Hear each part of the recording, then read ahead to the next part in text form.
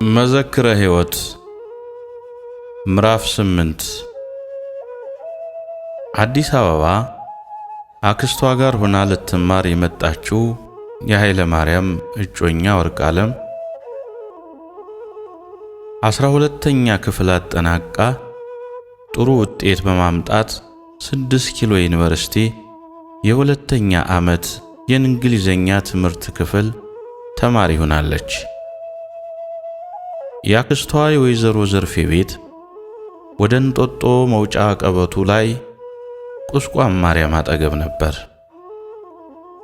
ለሽሮ ሜዳ ቅድስት ሥላሴ ቤተክርስቲያን ብዙም ስለማይርቅ ወደ አክስቷ ወደ ወይዘሮ ዘርፌ ቤት እየሄደች ታጫውታቸው ነበር።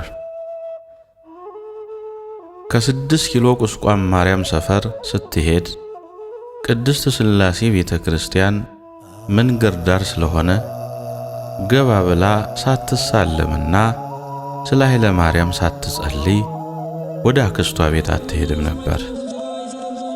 በወርም ይሁን በዓመት አንድ ጊዜ ወዳላየችውና ወዳልደረሰችበት አጥቢያ ቤተክርስቲያን እየሄደች ስለ ኃይለ ማርያም ሳትጠይቅ የቀረችበት ጊዜ አልነበረም። አንዳንድ የትምህርት ቤት ጓደኞቿ ቤተ ክርስቲያን እንዳትሄድ ተስፋ ለማስቆረጥና ለማናደድ እጨጌ እማሆይ እያሉ ያበሳጯት ነበር። ወርቅዓለም ወደ ቀጨኔ መድኃኔዓለም ቤተ ክርስቲያን በየሳምንቱ እየሄደች የምታስቀድሰው የተለየና ድምፁ የሚያምር ዲያቆን ሁልጊዜ ስለምትሰማ ነበር። ድንገት የእግዚአብሔር ሥራ ምኑ ይታወቃል በማለት ትመላለሳለች። አንድ ቀን ግን በተስፋ የሰነቀችው የእምነት ስንቋ የኃይለ ማርያም መገኘት ስለሆነ በአንቃይዶ ሕሊና በሰቄለ ልቡና ልብንና ሕሊናን በተመስጦ በማድረግ የቅዳሴውን ሥርዓት ከጨረሰች በኋላ ስለዚያ ድምፁ ስለሚያምረው ቀዳሽ ዲያቆን ለማወቅ ፈለገች። ከዚያም ወደ አንድ የቤተ ክርስቲያን አባት የደብሮ አገልጋይ የሆኑት ወደ የኔታ አድማሱ ሄደች። ቀረብ ብላም ልታነጋግራቸው አሰበች። የኔታ አድማስ ውበቱ ቤታቸው ከቤተ ክርስቲያኑ አጠገብ ስለነበረ አገልግሎት ጨርሰው ሊገቡ ሲሉ ከኋላቸው ተከትላ በነ የኔታ በቆሎ ተማሪ አጠራር ጠራቻቸው። የኔታ የኔታ አለች፣ ድምጧን አጠር ረዘም እያደረገች። የኔታ አድማስ ውበቱ ምንም እንኳን አዲስ አበባ ከመጡ የቆዩ ቢሆኑም ይህ አይነት አጠራር ግን የሰሜኑ ክፍል ለዛውም የአብነት ወይም የቆሎ ተማሪዎች መምህራኖቻቸውን የሚጠሩበት መጠሪያ ስም ነው ብለው ወደ ኋላ ዙረው ባይመልሱላትም የጥንቱን አስታወሱ። በከተማ ግን እንዲህ አይነቱ አጠራር ብዙም አይታወቅም። እሳቸውን ተማሪዎቻቸው ይጠሩበት የነበረውን ትዝታ አስታውሰው ወደ ኋላቸው ዙረው የኔታ ያለችውን ልጅ ማየት ፈለጉ። ወርቅዓለምም 2 ጊዜ ጠርታቸው ዝም ብለው ስለሄዱ ደንግጣለች። አልሰሙኝ ይሆን? ወይም የኔታ ማለት በዚህ ሀገር ነውር ይሆን? አለች ድምጧን ለሰስ አድርጋ። ከኋላቸው ስትከተል የኔታ አድማስ ቆም ብለው ጠበቋት። አቤት ልጄ ጠራሽኝ አሉ። ወርቅዓለም የኔታ አድማስን ጉልበት በፍጥነት ዝቅ ብላ ከሳመች በኋላ የኔታ መስቀላቸውን ቀና አድርገው አሳለሟት።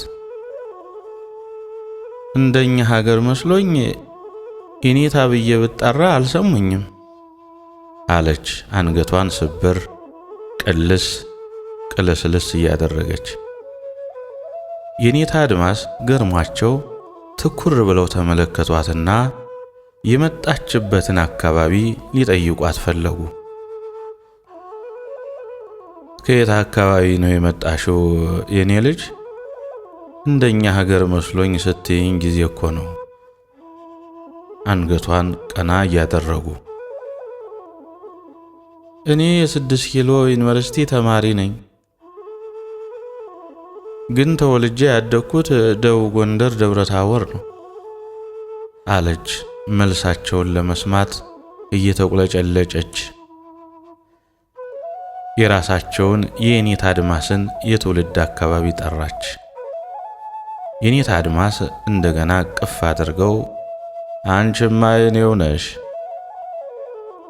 በይ ወደ ቤት እንሂድና ቤተሰቤን ተዋወቂ፣ እየመጣሽም ትጠይቂናለሽ አሉ። ስለ አካባቢያቸው እየተጫወቱ ወደ የኔታ አድማስ ፊት ደረሱ። የኔታ አድማስ ወርቅ ዓለምን ወስደው ከቤተሰቦቻቸው ጋር አስተዋወቋት።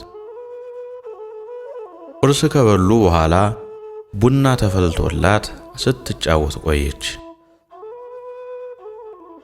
ልሄድ ነው የኔታ፣ ከእንግዲህ ቤቱም አይጠፋብኝም፣ እግዚአብሔር ይስጥልኝ፣ አመሰግናለሁ፣ እየመጣሁም እጫወታለሁ ብላ ልትሄድ ከተነሳች በኋላ ስለመጣችበትና የኔታን ስለተዋወቀችበት ዋና ዓላማ መናገር ፈለገች። ለምን ጠራኋቸው? ለምን ዝም ብዬ ሐሳቤን ሳልናገር ሄዳለሁ ብላ በውስጡ አሰበች። የኔታ አንድ ጊዜ ፈልጌዎት ነበር አለች ገና ከበሩ ሳትወጣ እግሯ መቃውን ሳይረግጥ። የኔታ አድማስ ወደ በሩ ወጣ ብለው ምን ልርዳሽ የኔ ልጅ አሉ። ጥያቄዋን ለመስማት በመጓጓት ፊት ለፊቷ ላይ ቆመው። የኔታ አድማስ ድንገት ሳንቲም አልቆባት ልትጠይቀኝ ይሆን? የተማሪ ነገር እጅ አጥረዋል የሚል ጥርጣሬ ገብቷቸው ከቦርሳ ወይም ከቦርታቸው ኪስ ውስጥ እጃቸውን እያስገቡ ትንሽ ገንዘብ ሊሰጧት አስበዋል። ወርቅ ዓለም አንገቷን በተለመደው ትህትናዋ ዝቅ አድርጋ ሁልጊዜ እኮ ላናግረዎት አስብና ስለምፈራ ዝም እላለሁ አለች። እንባዋ በፊቷ ሊወርድ እየተንጠረዘዘ ምንድነው ልጄ? ምን አስፈራሽ? የፈለግሽውን ንገሪኝ። ካሁን በኋላ መጠየቅ አለብሽ። ዘመዶች ሆነናል እኮ ከእንግዲህማ አሉ። ያንን ያማረ በረዶ የመሰለ ጥርሳቸውን ፈገግ አድርገው። እኔ የፈለግኩት ከእናንተ ቤተ ክርስቲያን የሚቀድሰው ድምፁ ደስ የሚለው ዲያቆን ድንገት ከሰሜን የመጣ ከሆነ ያውቁታል ብዬ ስለገመትኩኝ ነው አለች። ፈራ ተባ እያለች የመሸማቀቅም ስሜት እየተሰማት። የኔታ አድማስ አንገታቸውን ነቅነቅ አድርገው ነገሩ ስለገባቸውና የወጣት ጥያቄም እንደሆነ ስለተገነዘቡ ቀና በሆነ ነገር መለሱላት። የተፈጠረ ነገር አለ ልጅ?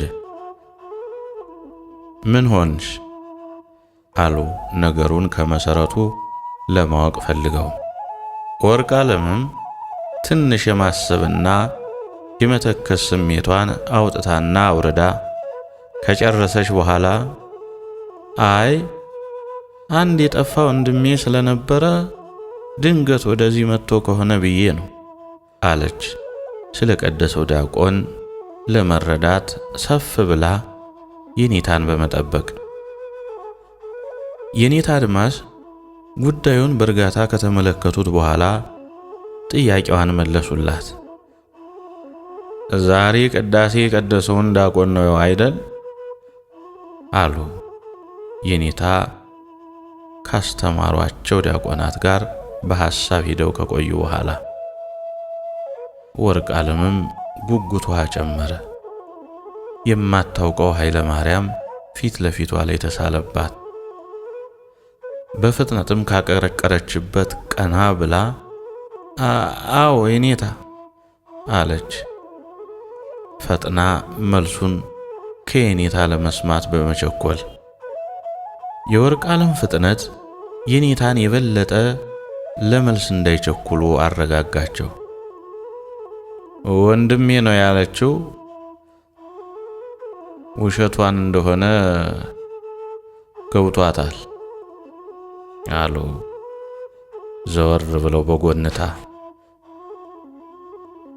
አይ ልጄ ከሰሜን የመጣ እንኳን አይደለም አሉ ዘወር ብለው ወደ እርሷ። እኔ ራሴ ነኝ ድቁና ያስተማርኩት፣ የዚሁ የአዲስ አበባ ልጅ ነው። ታዲያ ከወጣ ቆየ አሉና የጓጓችለትንና በጉጉት ተጠብቀው የነበረውን መልስ አረዷት። እሷም የጠፋበትን ጊዜ ስለማታውቀው አዎ የኔታ ቆየ አለች። ፊቷ ላይ የሚታየው ተስፋ መቁረጥ ለየኔታ አድማስ ጎልቶ ታያቸው። አይዞሽ ልጅ አታስቢ፣ የተማረ ከሆነ የት ይሄዳል ብለሽ ነው? እኔም አዲስ አበባ ውስጥ ካለ አጠያይቃለሁ። ይልቁንስ እሱን ስታስቢ ከትምህርትሽ ትዘናጊያለሽ። ስሙ ማን ይባላል አልሽኝ? አሉ እጃቸውን ወደ ካቦርታቸው እያስገቡ። ኃይለ ማርያም ብለውም በስክሪቶ አውጥተው ጻፉ። የኔታ ብዕራቸውን ከኪሳቸው አውጥተው ቁራጭ ወረቀት ሰጧትና በድጋሚ ሁለተኛ መዘገቡት። በይ ሰላም ግቢ፣ እየመጣሽም ጠይቂን ብለው ከግቢያቸው አውጥተው ሸኟት። ወርቅ ዓለም ተስፋ አድርጋው የነበረው ሆኖ ባለመገኘቱ እየተናደደች ወደ 6 ኪሎ ዩኒቨርሲቲ መንገዷን ቀጠለች። በቀጥታም ወደ ትምህርት ቤቱ ልትገባ አልፈለገችው ነበር። የምታጠናውን መጽሐፍ ቀድማ በቦርሳዋ ይዛ ስለወጣች ወደ አክስቷ ቤት ወደ ቁስቋም ማርያም ሄደች። አክስቷ ወይዘሮ ዘርፌ ቡና ፍልተው የመጀመሪያውን ገና ሊቀዱ ሲሉ ወርቅ ዓለም የድካም ስሜት ፊቷ ላይ ጎልቶ እየታየ ደረሰች። አይኖቿ አባብጠዋል፣ ጸጉሯም ምስቅልቅሉ ወጥቷል። ሁለቱም ጉንጮቿ በርበሬ መስለው ቀልተዋል። ወይዘሮ ዘርፌ እንዲሆና አይተዋት ስለማያውቁ ተደናገጡ። ወርቅዬ እኔ እኮ እስካሁን ምን ሆንሽብኝ ብዬ ተጨነኩ።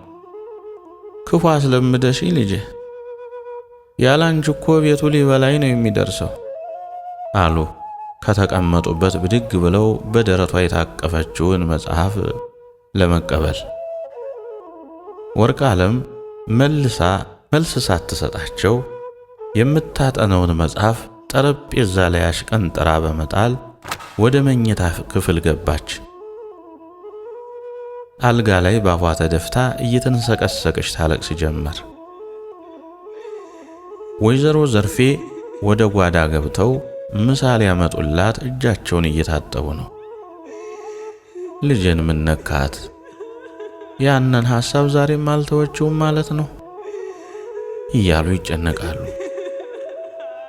ወይዘሮ ዘርፌ ስለ ሁኔታው ያውቁ ነበር።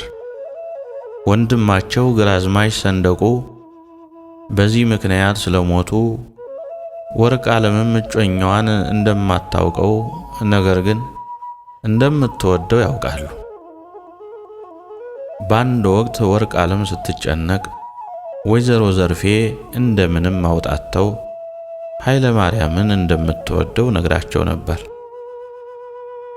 ያንን እያሰቡ ያቀረቡትን ምሳ ጠረጴዛ ላይ አድርገው ወደ መኝታ ክፍል ገቡ። ወርቅ ዓለም አልጋ ላይ በጀርባዋ ተዘርራ እንባዋን ታፈሰዋለች። የፊቷ የደም ስር ተወጥሮ ውበቷን ቀይሮታል። ወይዘሮ ዘርፌ ደንግጠው የሚጨብጡትን አጡ። ወርቅዬ ምን ነው ልጄ ምን ሆነሻል? አሉ ከተኛችበት ብድግ አድርገውና አንገቷን ወደ ደረታቸው አስጠግተው በእንባ የታጠበውን ፊቷን በነጠላቸው ጫፍ እየጠረጉላት አረጋጓት። ወርቅዬ ችግሩ ምንድነው ልጄ? ቤተሰብሽ ናፈቀሽ? አሉ የተመሰቃቀለውን ጸጉሯን ወደ ቦታው እያስተካከሉና ግንባሯን እየሳሟት። የወርቅ ዓለም እንባ ግን ሊቆም አልቻለም። ወይዘሮ ዘርፌም እንባቸውን መቆጣጠር ሲያቅታቸው ለቀቁት። ወንድማቸው ግራዝማች ሰንደቁ እንደተነፋፈቁ ሳይገናኙ ስለሞቱ እሱ ትዝ አላቸውና ሳያስቡት እንባቸው በፊታቸው ወረደ። አክስቴ አስለቀስኩሽ አይደል? በራሴ ችግር ይሄው በቃ ትቻለሁ አታልቅሽ አለችና ያክስቷን የወይዘሮ ዘርፌን እንባ እየጠረገችላቸው ተቃቅፈው ከመኝታ ቤት ወደ ሳሎን ወጡ። ወይዘሮ ዘርፌ ልጅ ስላልወለዱ ብቻቸውን ነው የሚኖሩት። ወርቅ ዓለም ተነስታ እጇንም ታጥባ የቀረበውን ማዕድ ለመመገብ ጉድ ጉድ እያለች ነው። ምግባቸውን ባርከው እየበሉ ሳሉ ወይዘሮ ዘርፌ ወርቅ ዓለምን ምን እንዳስለቀሳት ነገሩን እንዳዲስ አነሱት። ግን ምን ሆነሽ ነው ልጄ? ሰሞኑን እኮ ጥሩ እያሰብሽ አይደለም። ትምህርት ላይ ስለሆነሽ እንጂ ሄደሽ ቤተሰቦችሽን አይተሽ ብትመጭ ደስ ይለኝ ነበር አሉ ለማጉረስ እጃቸውን ዘርግተው። የወርቅ ዓለም ችግር ግን ይህ አልነበረም። አክስቴ አለች ፊቷ ላይ የቁጣ መልክ ተስሎባት አይኖቿን እያጉረጠረጠች። ቤተሰቤ አይደለም እኔን ያስጨነቀኝ አለችና አክስቷን እንዲህ አይነት ኃይለ ቃል መልሳላት ስለማታውቅ ተሰምቷት አንገቷን ወደ መሬት እንደገና ቀርቅራ እንባዋን አፈሰሰች። ታዲያ ችግርሽ ምንድነው ልጄ? ነውስ በትምህርትሽ ዙሪያ የተፈጠረ ችግር አለ? አሉ ግራ በመጋባትና ሁኔታው ከበድ ያለ መሆኑን ሲያውቁ። የፈላውና ከምድጃው ላይ ስለወጣ ቀዝቅዞ እንደገና ተጥሎ እየፈላ ነው። ሁለቱ ጎረቤቶቻቸው ግን አልተጠሩም ነበር። አይ አክስቴ በትምህርቴም ችግር አልገጠመኝም፣ እያጠናሁም አይደል አለች እንባዋን አሁንም እያፈሰሰች። እንባ ሊቆም አልቻለም። ከንፈሯ ይንቀጠቀጣል፣ ጉንጮቿም ይጨማደዳሉ፣ ግንባሯም ቁጥር ፈታ ይላል። ታዲያ ሌላ ምን አይነት ችግር ገጠመሽ? አይ ልጅ ነገር አንዱ የትምህርት ቤት ጎረምሳ ፍቅር ይዞሽ ይሆናላ አሉ እንደ መሳቅ ብለው የሚያሳስባትን ሐሳብ ለማስረሳት። ወርቅ ዓለም ግን የዚህ አይነት እይታ ወይም እታይ የሚያሰኝ ችግር የለባትም፣ የሚያቀብጥም ባህሪ የለባትም ነበር። አስተዳደጓ የታረመ በቤተሰብ ተኮትኩታ ያደገች ጥሩ ስነ ምግባር ያላት ልጅ ነበረች። አክስቴ እኔ እኮ ባላውቀውም እጮኛ አለኝ፣ ባላገኘውም እንኳን እርሱን ብቻ ነው ሳስበው የምኖረው አለች ግንባሯን እንደገና ቁጥር ፈታ ያደረገች። ወይዘሮ ዘርፌ እንዳራስ ነብር ሰውነታቸው ተቆጣ።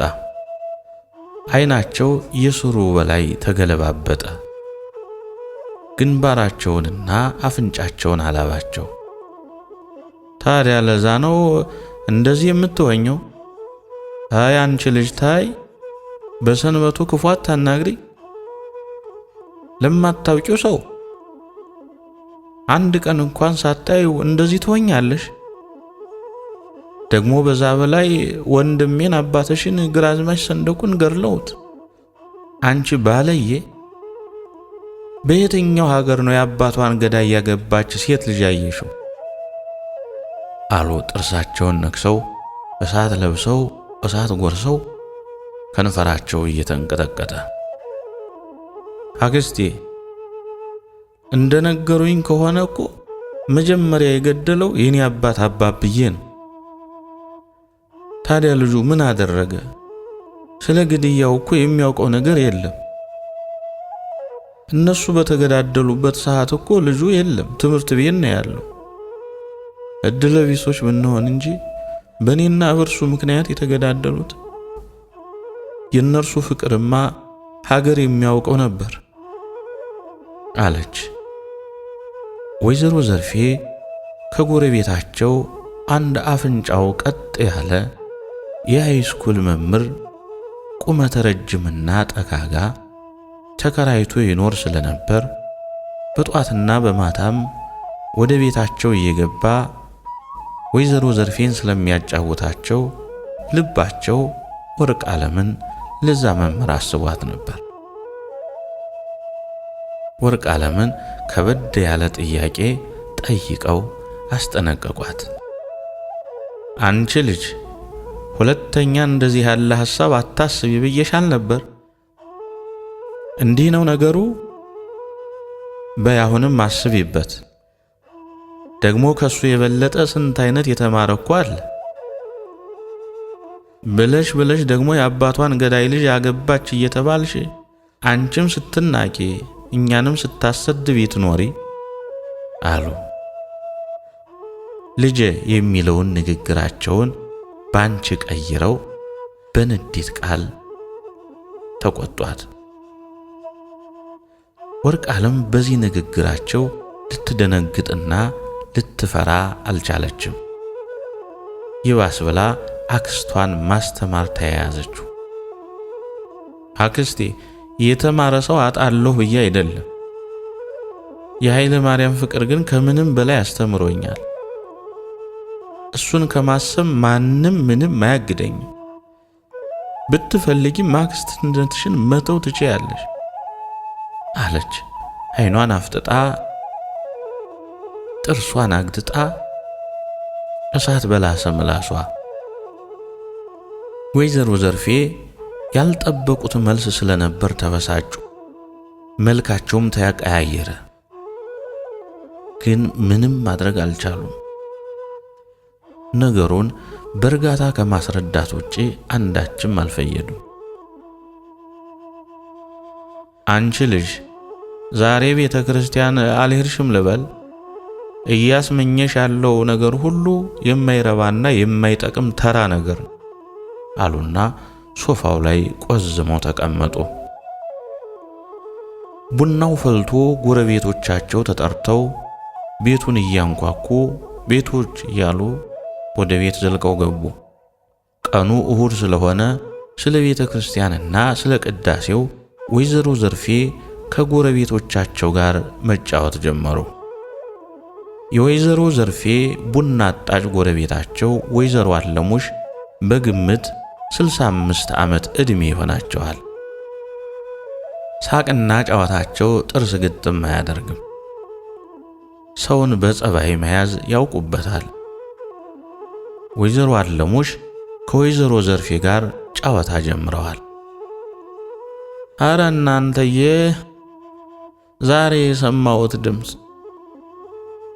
የት ነው ያስቀደሱት ወይዘሮ ዘርፌ? አሉ የቡና ቁርሳቸውን ገና ወደ አፋቸው ሳይወስዱ በእጃቸው እንደጨበጡት ነበር። ወይዘሮ ዘርፌ አጥቢያቸው ቁስቋም ማርያም ቤተክርስቲያን ስለነበረ ሽሮ ሜዳ ስላሴ ሄደው ለማስቀደስ አይችሉም። አቀበትም ያዝ ስለሚያደርጋቸው ታክሲም ለመያዝ ግፊያው መከራ ስለሆነ ክብደታቸውም ደም ግፊታቸውም ስለሚረብሻቸው ብዙም አቀበቱን አይወዱትም ነበር። ከዚሁ ቁስቋም ነው ያስቀደስኩት ወይዘሮ አለሙሽ አሉ ድምፃቸውን ረገብ አድርገው። ወርቅ ዓለም ቀድማ ስላበሳጨቻቸው አክስቷ ጋር ተጣልተው በጊዜ ተኮራርፈውም ስለነበረ ብዙ ማውራት አልፈለጉም። ወርቅ ዓለም ቡናውን እየቀዳች ነበረ። ወይዘሮ አለሙሽ ጫወታቸውን እንደቀጠሉ ናቸው። ዛሬ ስላሴ ቤተ ክርስቲያን አስቀድሼ ሰምቼ የማላውቀው ድምፅ አቤት እንዴት ደስ ይላል! ቅዳሴው ቶሎ ባያልቅ ደስታዬ ነበር። ታዲያ ምን ያደርጋል ወዲያው ሰምቼ ሳልጠግብ አለቀ አሉ በመገረም አንገታቸውን እየነቀነቁ። ወርቅ ዓለም በወይዘሮ አለሙሽ ወሬ ተመስጣ አይናቸውን እየተመለከተች የምትቀዳውን ቡና መሬት ላይ ያፈሰሰችው። ድምፁ ብዙ ሰምቻለሁ፣ እንደዚህ አይነት ግን ገጥሞኝ አያውቅም። የቅድስት ማርያምን የምስካየ ሕዙናን መድኃኔዓለምን ቀዳሾች አውቃለሁ። ይህ ግን እጅግ ልዩ ነው አሉ ወይዘሮ አለሙሽ። የቁርሳቸውን ቆሎ በእጃቸው ጨብጠው ገና ወደ አፋቸው ሳይወስዱት በቀኝ እጃቸው የጨበጡት ቡና እየተንቀጠቀጠ ማስቀመጫ አጥተው መሬቱን ያማትራሉ። ወይዘሮ ዘርፌ በጣም ተናደው የወርቅ ዓለምን ሥራ ይከታተሉ ነበር። ዛሬ ልጅቷ ቀልቧ ከእርሷ ጋር የለም። ኧረ ቡናውን አፈሰሽው በፈጠረሽ አምላክ በይተነሽልኝ አሉ ከፊት ለፊታቸው ያለችውን ወንበር ይዘው በመቀመጥ ራሳቸው ቡናውን መቅዳት ጀመሩ። ወይዘሮ አለሙሽ ወሬያቸውን እንደገና ቀጠሉ። እኔ እኮ ባየሁት ብዬ ጠብቄ የቆዩትን ዲያቆናት ስጠይቅ ከመጣ 6 ወር ሆኖታል አሉኝ። ላገኘው አልቻልኩም እንጂ ቤቴ አምጥቼ አንዷን የልጄን ልጅ ነበር የምድርለት ሲሉ ወርቅ ዓለም ፈገግ ብላ ነገራቸውን አጤነቻቸው። ቡናውንም መሬት ላይ ያፈሰሰችው የእሳቸውን ወሬ ስታዳምጥ ነበር። ታዲያ አፈላልጉትም ነበር ማማ አለች። ወርቅ ዓለም ደግመው እንዲያወሩላት ስለፈለገች ማነሳሳቷ ነበር። እስካሁን ምን ዘጋሽ? አይ ልጅ ነገር አሁን ነው የምታናገሪኝ? እንደምን ዋላችሁ ስል እንኳን ለእግዚአብሔር ሰላምታ እግዚአብሔር ይመስገን አላልሽኝ። አይ አሁን ልጆች መቼም የራሳችሁን እንጂ የሰው አታዳምጡ። ልጄ ድምጡ እኮ ሲያምር ልነግርሽ አልችልም። ቅዳሴው ቶሎ ባያልቅ ደስታዬ ነበር። ለደቂቃ የቆምኩ ሳይመስለኝ ቶሎ አለቀብኝ አሉ። የወርቅ ዓለምን ልብ የበለጠ እንዲጓጓ አደረጉት። ወይዘሮ ዘርፌ ቡናውን ጨርሰው ከመቀመጫቸው ሲነሱ ወርቅ ዓለም ስኒውን አጣጥባ ወደ ጓዳ አስገባችው። ወይዘሮ አለሙሽ መርቀው ጎረቤቶቻቸው ሁሉ እግዚአብሔር ይስጥልን እያሉ ወደ ቤታቸው ተመለሱ። ወይዘሮ ዘርፌም ወርቅ ዓለምን ለመምከር በራቸውን መለስ አድርገው እጇን ይዘው ወደ መኝታ ክፍል ገቡ። ልጄ በጧት ቤተ ክርስቲያን እንደመሄድ እንዲህ አይነት ነገር እያሰብሽ ጭንቅላትሽን ታሳምሚ እንዴ? ኧረ ተይ ግድ የለሽም። ለምን እንዲህ አይነት ሐሳብ አይቀርብሽም? አሉ ሐዘን በተቀላቀለበትና ወርቅ ዓለም ኃይለ ማርያምን እንድትረሳው በሚያደርግ ምጸት ባለበት ንግግር። አክስቴ እኔ እኮ ሁልጊዜ ቀጨኔ መድኃኔዓለም ቤተ ክርስቲያን ነው የማስቀድሰው። እሄዳለሁ እኮ የማልሄድ መስሎች ነው አለች። ሌላም የሚጠይቋትን መልስ ለመመለስ እየተዘጋጀች። ታዲያ ዛሬ ሄደሻል ሲሉ አፋጠው ያዟት። አዎ አክስቴ ሄጃለሁ። ከዛው ነው ያስቀደስኩት አለች። የኔታ አድማስ የሰሜን ልጅ አይደለም፣ ከዚሁ አዲስ አበባ እኔ ራሴ ነኝ ያስተማርኩት የሚለው ምላሻቸው ውስጧን ስላበገናት አንገቷን ደፍታ፣ ታዲያ ምን አሉሽ? ከተሳለምሽ ካስቀደሽ እንዲህ ያለ ነገር ለምን ታስቢያለሽ? አሉ። ወርቅዓለምም ሁሉንም ነገር ግልጥልጥ አድርጋ ላክስቷ ልትናገር ስለፈለገች ብድግ ብላ የውጩን በር ቀርቀራ ተመለሰች። የወይዘሮ ዘርፌ ጎረቤቶች ሰው አለ የለም ሳይሉ ድንገት ዘው ብለው ስለሚገቡ ወርቅዓለም መጠንቀቋ ነበር። አንድ ድምፁ ደስ የሚል ዲያቆን ሁልጊዜ ሲቀድስ ሰማ ኃይለ ማርያምን ያስታውሰኛል። ድንገት እሱ ይሆናል ብዬም አስብ ነበር። ብዙ ጊዜም የማስቀድሰው ከዛው ነው። እኔም ሕፃን ሆኜ የፍልሰታ ጾም ለቁርባን እናቴ ይዛኝ ቤተክርስቲያን ስትሄድና ድምፁንም ስለማውቀው የሱን ድምፅ የሚመስል ቀጨኔ መድኃኔዓለም የሚቀድስ ልጅ ሰማሁ አለች አንገቷን ወደ መሬት ደፍታ። ወይዘሮ ዘርፌ ተበሳጭተው እጃቸውን እያወራጩ ከተቀመጡበት ብድግ አሉ። ወደ ሳሎንም ወደ መኝታ ቤትም ተንቆራጠጡ። እንደገናም ተመልሰው አልጋው ሸንኮር ላይ ጫፍ ተቀመጡ። ሰው ወደ ቤተክርስቲያን ሲሄድ እንደዚህ ነው፣ ሐሳቡን ሰብሰብ አድርጎ ነው እንጂ ድምፁ ያማረ ሰው ሁሉ እሱ ይሆናል እያልሽ በየቤተ ክርስቲያኑ ትዞሪልኛለሽ አንቺ አሰዳቢ ግም አሉ ምርር ባለ ንግግር ወገባቸውን ይዘው። ምንም እንደማይፈይዱ ሲያውቁ ወይዘሮ ዘርፌ ራሳቸውን ሰከን ማድረግና በጸባይ ማናገር ጀመሩ። ወርቅዓለምን ግራዝማች ሰንደቁ ከሞቱ በኋላ ባደራ መልክ ከናቷ ከወይዘሮ ሙሉመቤት ስለተረከቡ ስጋት ገባቸው። ደግሞ አንዱ ጎረምሳ አባብሎ ቢወስድብኝስ አደራ በላሽ ሊያሰኙኝ አይደል የሚል ሐሳብ ወደ አእምሯቸው አስገብተው አውጥተው አውርደው በጸባይ ሊያናገሯት ፈለጉ። ታዲያ አናገርሽው አሉ። ያንን ልዩ የሆነ ጸጉሯን ጣታቸውን በመሃል አስገብተው እየዳበሱ፣ አይ ዛሬ አንድ አባት አግኝቼ አናገርኳቸው። የኔታ አድማስ ይባላሉ። ስጠይቃቸው የአዲስ አበባ ልጅ ነው፣ ከሰሜን የመጣ አይደለም አሉኝ። ለዛ ነው አክስቴ ቅድም ያስለቀስኩሽ፣ እኔም ያለቀስኩት አለች። እስከ መጨረሻውም እየተከተለችው እንደሆነ ላክስቷ ለወይዘሮ ዘርፌ ነገረቻቸው። ነገሩ ከባድ እንደሆነ ወይዘሮ ዘርፌ ተረዱ። የፍቅር ነገር መሆኑን ሲያውቁ አጥብቀው ሊቃወሟት አልፈለጉም ነበር። አንድ ነገር ግን እጠይቅሻለሁ፣ የባለደማችን ልጅ ቢገኝም እንኳን አታገቢው።